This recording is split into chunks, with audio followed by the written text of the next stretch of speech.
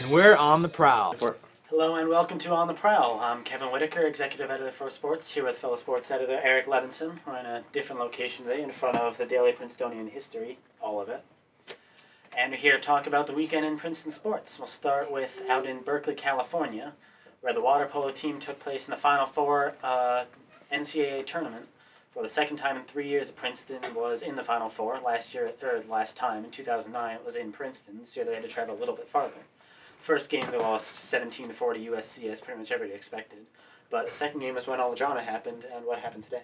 Well, Princeton was able to take out the victory at 9-7 over UC San Diego, and executive editor Vikram Rao was there.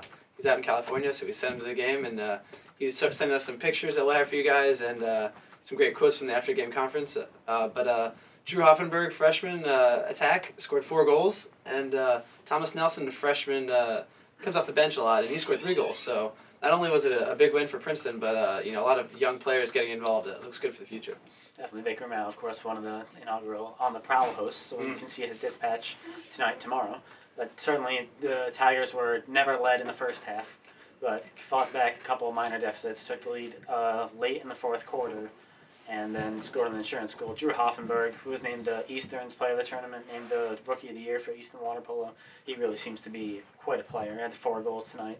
As you mentioned, 2 other assists. He's really been stepped up for Princeton in this postseason and really could be, certainly looks to be a cog of this team in the future. And it was a really pretty interesting game. It was streamed on NCAA.com, and one of the UCSD players had a reverse no-look shot, so I guess if the goal's this way, he caught it and then ripped behind the back. And then Drew Hoffenberg fired right back with a no-look, looking at one of his teammates, fired it into the goal. So it was a pretty entertaining game, and Princeton came out as the victors.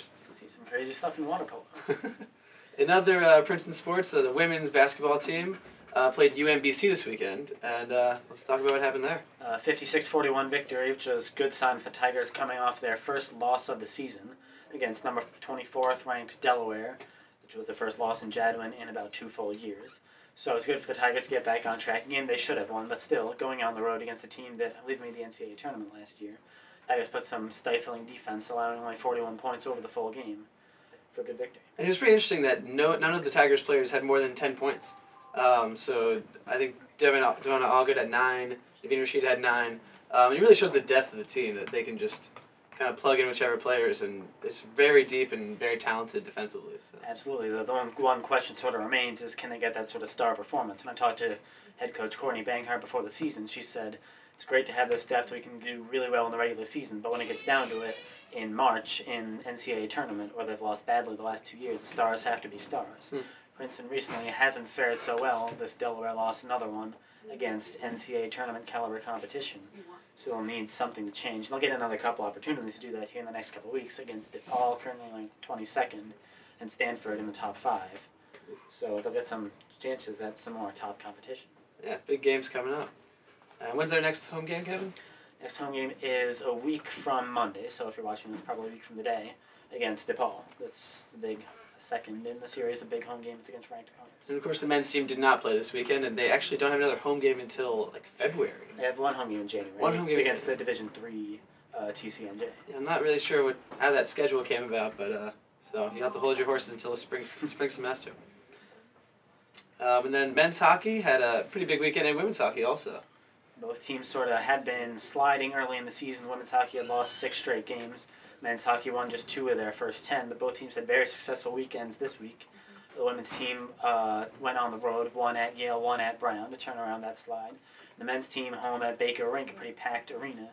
First beat RPI in the first game. RPI is sort of a struggling team, but then came back from a 3-0 deficit to draw 3-3 with 9th-ranked Unions. That's definitely a great period. Yeah, and sophomore Jack Berger scored 2 goals in each game, and he hasn't been that much of a player yet, but he's really stepping up in the last few games. And Jack, I see you. Way to go. Good job.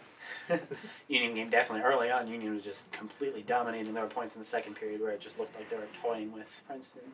So obviously a great effort by the Tigers to turn that game around in the third period and take a clutch point from that game.